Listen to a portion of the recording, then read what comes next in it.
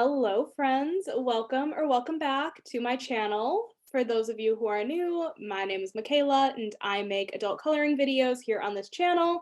And today I am here with a lovely, lovely friend, Kathy from Spicy Cat Colors. It is my 6th episode, I think. I think we're on number 6 of the coloring community chat. And Kathy, tell us a little bit more about yourself and what kind of videos you make on your channel. Well, hello everybody to Michaela's friends. My name's Kathy. I do mostly coloring videos, obviously on Spicy Cat Colors. I don't know, I'm just a crazy cat lady, live in Minnesota with my hubby and our current 5-member fur herd. I had to count. And yeah, I don't know, like to do color and chats. I like to chat a lot. I'm a bit of a storyteller, I've been told.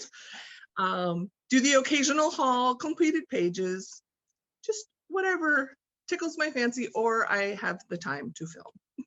Exactly. I'll leave her channel linked down below, obviously, so you guys go check her out if you don't know who she is. I don't know why you wouldn't. I swear I mention you like every other video, so I don't know why if anyone wouldn't know who you are, but go check her out if you haven't seen her. What is your absolute favorite adult coloring book artist of all time? My favorite one is Hannah Lynn. I just love her girls. I don't know why. I get stressed out when I color them, but I absolutely love her art style. And yeah, pretty much anything she puts out there, I will buy. And I have already pre-ordered her latest book, so just It's wait. out now. Well, I pre-ordered the artist edition. Oh. So I don't know if that's going to take longer. I don't know. It hasn't shown up yet, but I'm sure it will soon. Hopefully soon. I saw it on Amazon a couple days ago. I was like, okay, apparently there's a new book. It'll be a new book that'll sit on my shelf next to the other ones that I had to have, but I'm too scared to color it. Why is that such a, like, I've never related to something more. Exactly. It's like, I love it, but now I'm scared to color it. What is your number one item currently on your wish list?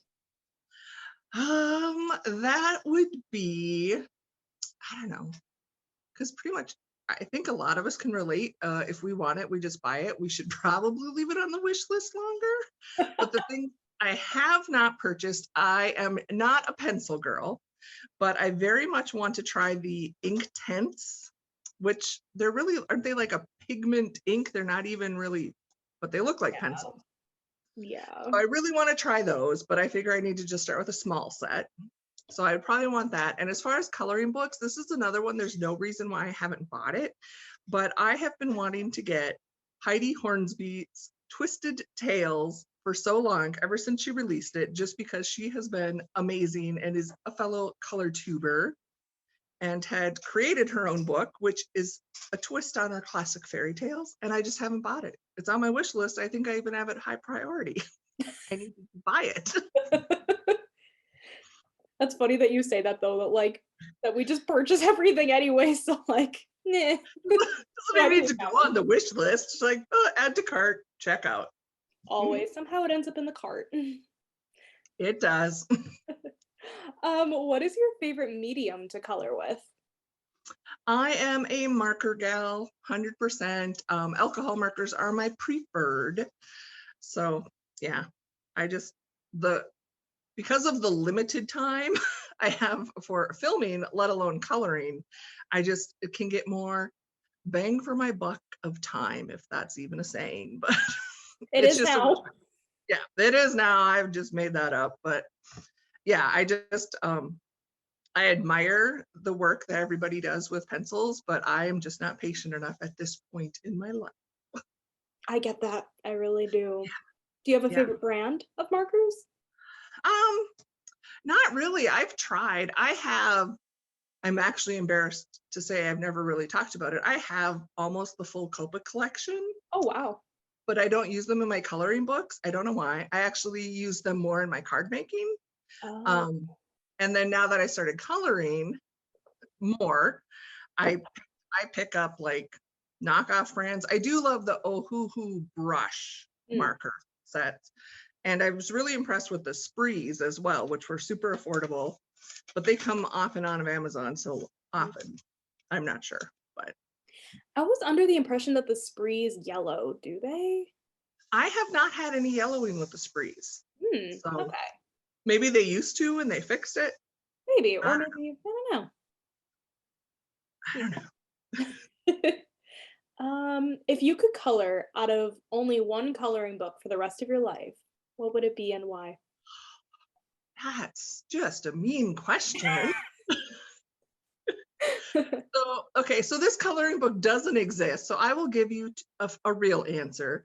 But if Hannah Lynn ever did one of her books as color by number, it would be that book, because number one, I would love to see how she would color her. I mean, she does full colors herself as an artist, but I would love to see how her intentions are behind all of her pages. And then, as I've mentioned, I'm a bit of a rule breaker, so just because it says color by number, I'll do whatever I want anyway.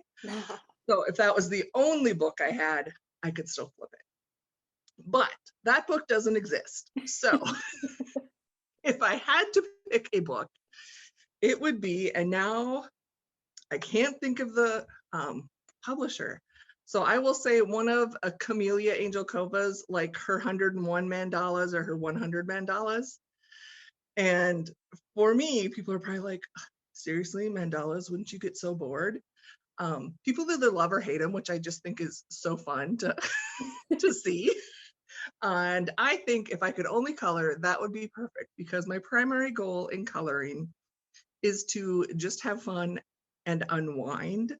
And mandalas, I don't have to think. I can change up the colors 100 different times and they'll be completely different. So it would fulfill my purpose for Yeah, coloring. I love that. What inspired you to begin creating content on YouTube to begin with? So the initial thing, I am like the latest person to find YouTube. It's one of those where it's like, why did I know about this forever ago to like find my tribe, as they say? But when I first delved into it, it was with direct sales, which is kind of funny because I'm the worst salesperson ever. But I had joined doing a direct sales, and I started doing a subscription box that I would unbox. So this is not on my coloring channel. This is my original channel, which I still do stuff on. And then I started watching videos. I'm like, there's a whole world out here. So I started getting really involved with the subscription box community and the Dollar Tree community, which I would tell people, I'm like, oh, we do a video and show everything we bought at Dollar Tree. And most people thought I was insane. Because really, what do you do? But we did that. But then what really got me going, which is what my Spicy Cat Jams is, my other channel. What we do over there primarily now are taste testing videos. And I don't know if it was the first year when Lay's comes out like every summer with their seasonal flavors. And I saw people doing the taste testings. And I asked the friend, I'm actually at her place right now. I said, do you want to make a video with me trying these potato chips? And she said, heck yeah. And now it's like our thing. We have taste tested a lot of strange things, and we still continue to do it. And we have so much fun, and people send us weird things to try. And so it's kind of a long answer. So it went from, I wanted to show a subscription box to Dollar Tree to taste potato chips. And It's now I color as well. all in the same, really. It is. It comes together. Exactly. What are some other hobbies you have besides coloring? I am an equal opportunity crafter. Pretty much anything crafty. I grew up with a creative grandmother who lived across the shelter belt from me and my mother, and we would come up with anything. You give me a empty paper towel tube and some felt and some glitter or whatever, we create something. So I'm willing to try just about any craft. Primarily, I like to do paper crafts. I've done scrapbooking before. I still have all of that, but I'm probably a good 15 years behind on that. Excuse me. And then I do card making. I like to make handmade cards. And I'm a reader. I usually have 3 different books going at the same time. Oh, thank you. Sidekick got me water because I wasn't doing it. So yeah, I mean, when there's time in between work, which is a full-time job, obviously, but I think those are my main ones. Paper crafting, reading. Yep. Nice. Let's see. I guess let's talk a little bit about the card making hobby. When did you first get into it? It was probably, I want to say 20 to 25 years ago, probably since you were born. I went to my first Stampin' Up was a new company and they did the home party thing. And I went to my first one and we made some cards and I fell in love with it. And ever since then, that's what I've been doing, making cards with rubber stamps or whatever I can find. That's awesome. You make such gorgeous cards. Do you sell them anywhere? No. Kathy. Did you not hear me say I'm a terrible salesperson? Well, I used to, when I worked in a different office, I had like a box on my desk of cards that I would sell to my coworkers. Oh, okay. But that's about it. Now I don't work in that office anymore. So I will when somebody asks. There's I work with this on my shift, I work overnights with a guy and he knows I make cards. So he'll like special request one every now and then. Like, I need a card for my brother. Or he'll say, my wife wants the box. So I'll like bring my little box and he'll take it home and she'll pick out what she wants. Cute. So it works. Mostly I just like to make them. It's kind of like coloring. The process is what I enjoy. I just have fun. Yeah. And then I just like to share them and surprise, just mail some out to people every now and then. Well, when I got yours the other day, it's so stunning. I was like, dang, and it was Happy Hanukkah, and I thought it was so cute. I was so excited because I don't get to make Hanukkah cards anymore. In a previous job, I was the contact person with the rabbis. Oh.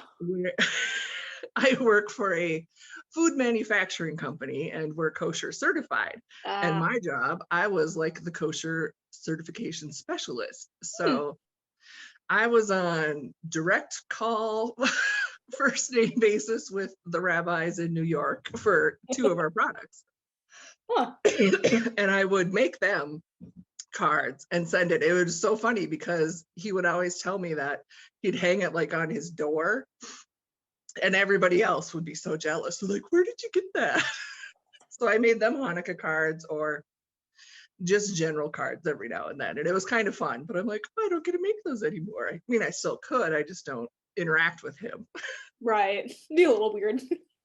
I know. It's like, he'd still be like, I don't know. He was super cool. We worked together for like 10 some years. So we were pretty close. But that's funny. I love that. You didn't know. I know a bit about kosher. The more you know. The more you know, which it's crazy. It's a lot. Although I know. Maybe you'll appreciate this because you have a good sense of humor. When I first spoke to Rabbi Leike, I told him, I said, okay, they've assigned me this as my duties. And I can tell you all I know about kosher and the Jewish traditions is what I've seen in Yentl and Fiddler on the Roof.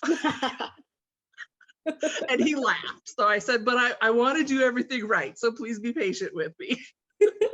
That's funny. All the information, Fiddler on the Roof, not always accurate. No, I'm just kidding. I figured it wasn't, but I'm like, this is all I know. I can sing the songs, but I doubt that's going to help me in my job. You never know until you try. Exactly. Sorry.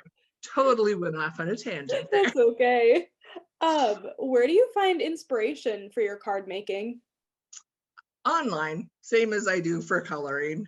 I always think there's rarely a unique new idea in anything, but there's a way you can maybe twist it to be your own.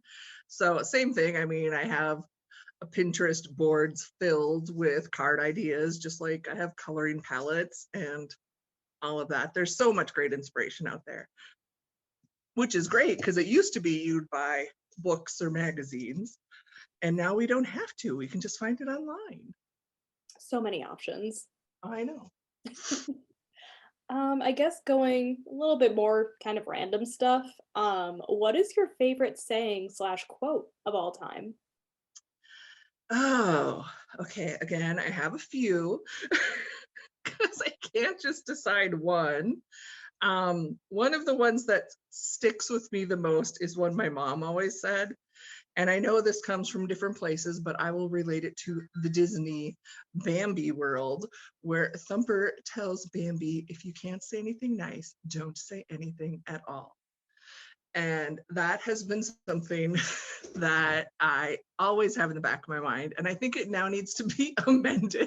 Again, sidekick, I needed a tissue. Excuse me. I had to text her, like, tissue, please. But I think that needs to be amended to say, especially if you're sitting behind a keyboard, because in our world today, people just don't think, I think sometimes, and it's like, put yourself in the other situation.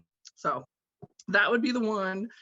The other one that's a big one, it's, if people have watched my channel, I know everyone talks about Happy Mail, which we love and is fun. But in my world, I call it Wahoo Mail. And Wahoo has been a word of mine ever since. And many people may not have seen this. Again, you probably weren't born. There was a movie called IQ. Have you heard it? Back in the 90s with Meg Ryan and Tim Robbins, and Walter Matthau was Einstein. Anyway, Tim Robbins' character took Einstein for a ride on his motorcycle, and then Meg Ryan's character asked, "Oh, what did he say?" And his response was "Wahoo." And then he asked her, "When was the last time you said Wahoo?" It just struck. It's like, I don't know. It's just one of those things. When is the last time we need to find something to wahoo about? So there you go. It's like, I want to ask people, when's the last time you said wahoo? It's kind of lame, but I like it. Thing. Yeah, that's where my wahoo comes from. It's just like, it's a fun word, and it's even my license plate. Oh, which seriously? Is pretty funny. Seriously. Can you imagine nobody had that for their license plate? I think I did have to add a couple extra O's. But quite frequently, it's fun when you're driving and like people look over and you see them smile, or they're taking a picture or something. And I'm like, that is the whole purpose. If I brought a little bit of joy to somebody else's day, makes me happy. If I'm driving to Minnesota and I see a license plate that says Wahoo, I'll know who it is. If you see a minivan that says Wahoo, it's me.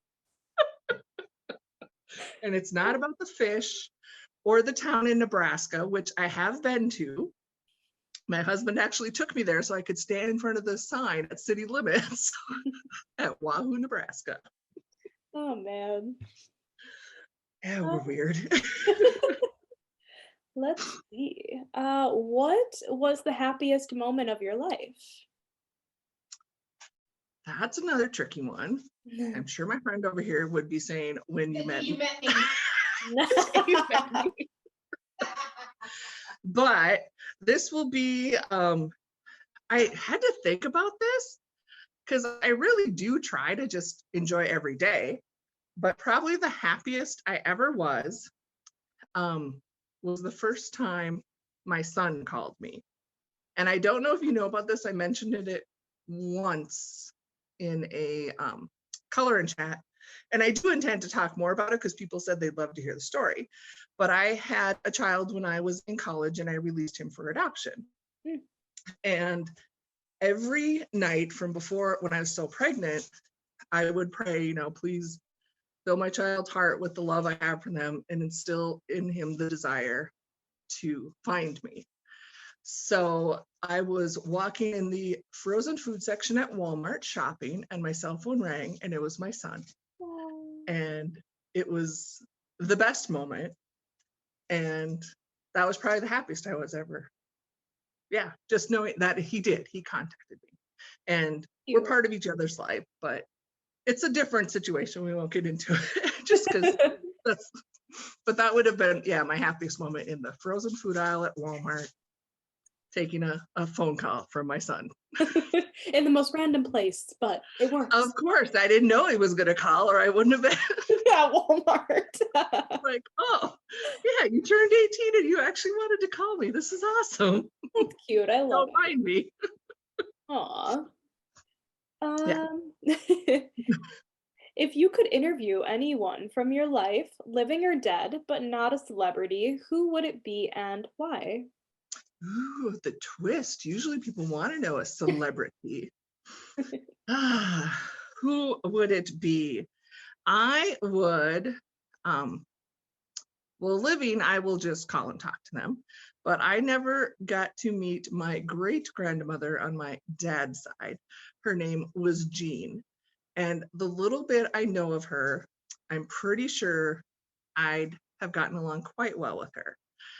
She has been, there's like these random pictures that pop up, and she's always laughing and just being silly. And the one that's I always think of when I think of her is she was at, now I don't know if Wisconsin, if you have all the Paul Bunyan stuff, probably not. Minnesota, we have 10,000 lakes and 10,000 Paul Bunyan statues. But there is a statue where it's Paul and Babe the Blue Ox. And there's a picture of my great grandmother standing with, like we would normally stand to take a picture, but no, she decided to stand at the back end of Babe under his tail and is smiling and holding her hands up, reaching. And I'm just like, this is hilarious because of, yeah, just the timing. So I'm like, yep, I've recreated that pose. Yes, I have. And I would love to actually sit down and talk to her and learn more about her. That'd be really cool. Yeah. If you could live anywhere in the world right now, where would it be? Another tricky one. I asked my husband this. He's like, what? And he's like, someplace warm. And I'm like, oh, so we probably wouldn't be together. We have opposite thermostats. And it's cold. It was, I don't know, is it 12 degrees today? Same. So my original thought was I would want to be in a secluded mountaintop cabin, like a luxury cabin, though. I don't need, you know, I'm not chopping my own wood kind of a cabin. With very good quality Wi-Fi and Amazon drone delivery overlooking a mountain lake. But if I want my husband to be there, I guess I would have to flip it to maybe a island escape place where at least it's not too hot and humid. There'd be a breeze off the water. You mean you don't want your place to be Wisconsin? No. See, I don't mind the cold and snow, but he cannot handle it. And I cannot handle heat and humidity. So it's kind of like, where do you go? Fair enough. I know. It's like, I don't know. We'll figure it out. Not a good middle ground. I know. That's just like, how did we end up together? We forgot to work those things out. Things you need to make sure of. No going back now. I know. No. Well, I can't leave you just because you want to be warm and I want to be cool. That's funny.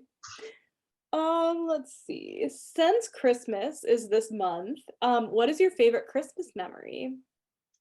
Christmas memories. For me, anything Christmas is related back to my mom. I lost my mom several years ago, 2009, she passed away, and Christmas has never been the same, but there's so many memories with her children as we grew up. we do holiday baking. Of course, siblings, you couldn't stand to be next to each other. So she would let us each pick whatever kind of cookie we wanted to make. And we would do that alone with her. And I always did the iced sugar cookies because I wanted to color and be creative. There you go. So, baking with her.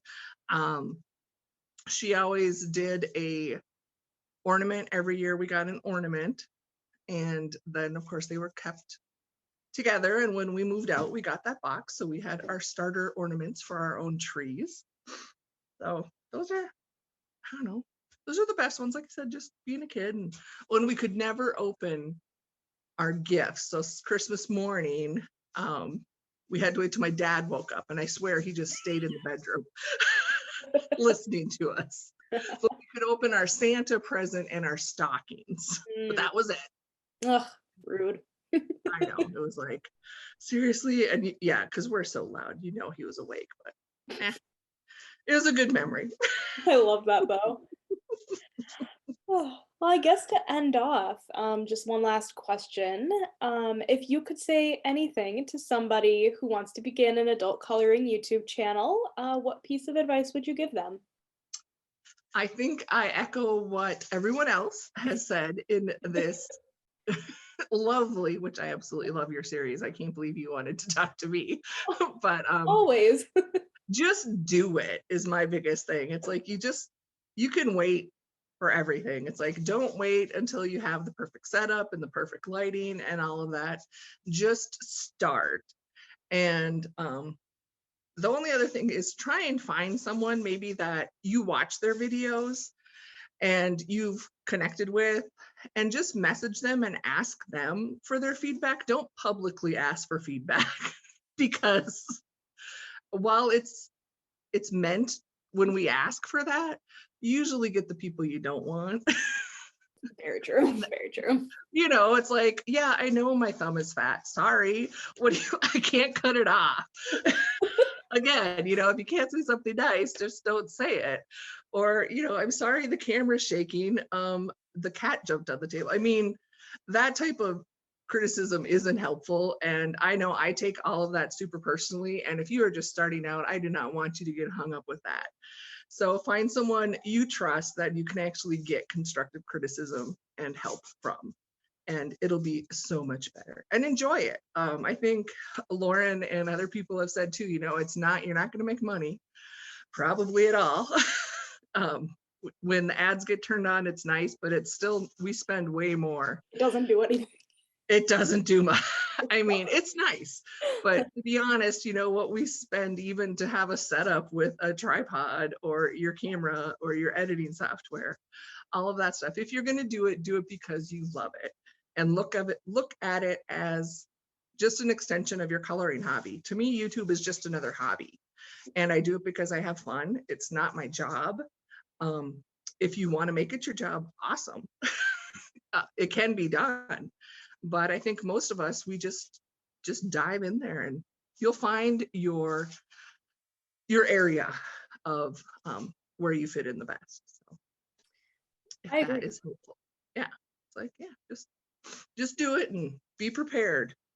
When you put yourself out there publicly, you're going to get so much love and support, but just prepare yourself. There will be some negativity, and just remember to brush that away.